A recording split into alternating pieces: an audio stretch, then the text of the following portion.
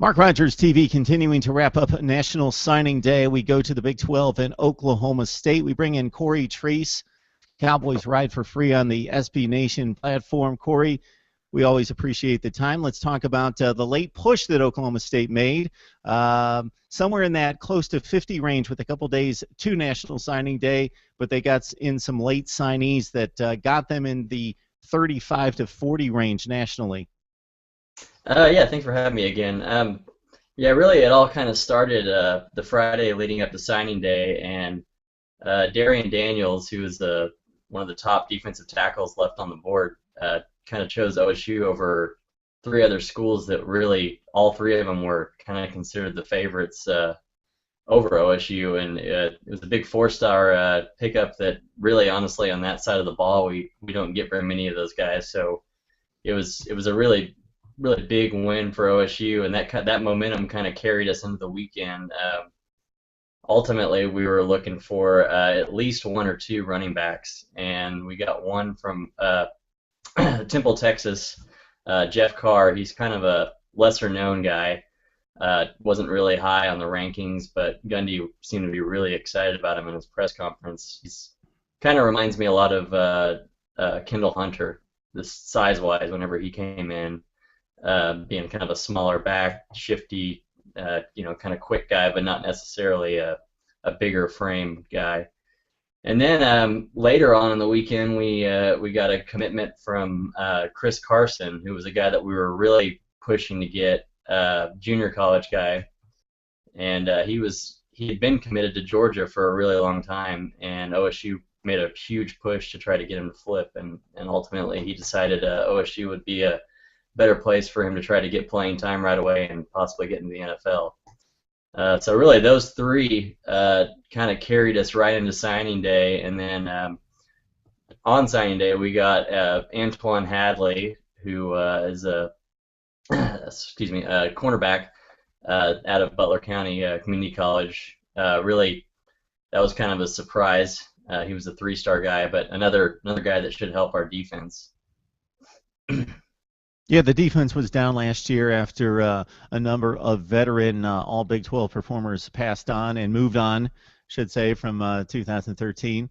Talk about those guys that you expect to see possibly on the field. I know it's difficult to tell right now. Some 3 stars, 2 stars guys could jump up in spring practice, and maybe some other 4-star guys could take a year or two to develop. But anticipating at this point, based on the needs of the team and based on the quality of these players, who would you expect to possibly jump in and make a little bit of an impact this fall? Well, I think this Darrien Daniels kid actually has a really good shot at getting some playing time early.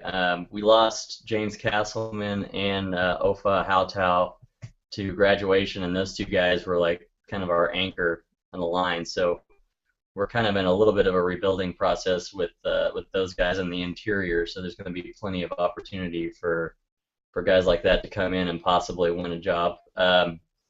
In the secondary, we're pretty young, but this Kevin Henry kid that's coming in, I think, might have a good shot at possibly getting into the 2 deep. And then obviously we've got these 7 junior college players.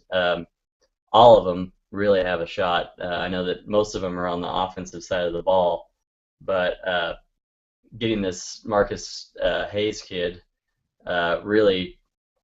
He's a transfer, but coming out of Indiana, he's another kid that possibly could see playing time right away. Corey, of course, this is a program that has been built by Les Miles to a certain extent. Mike Gundy's taken it to another level. Not a great season this past year, but finished up well in the bowl game and can be counted on to win anywhere. I know it was 7-6 this past year, but typically anywhere from 8 to 11 games, something in that range. The recruiting ranking does not look impressive, but I'm guessing that this is something similar to what Oklahoma State has brought in terms of the national pundits ranking the class. So I'm guessing, you correct me if I'm wrong, that you're not too concerned. Not really, and Gundy kind of addressed that in his press conference.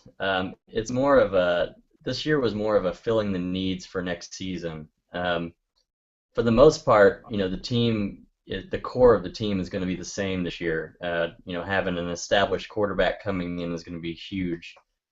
So really, it was more about filling the needs on the offensive line, which we had a lot of graduating players, and also a lot of players that kind of underachieved. So they were looking to revamp the line, and then also getting these two running backs.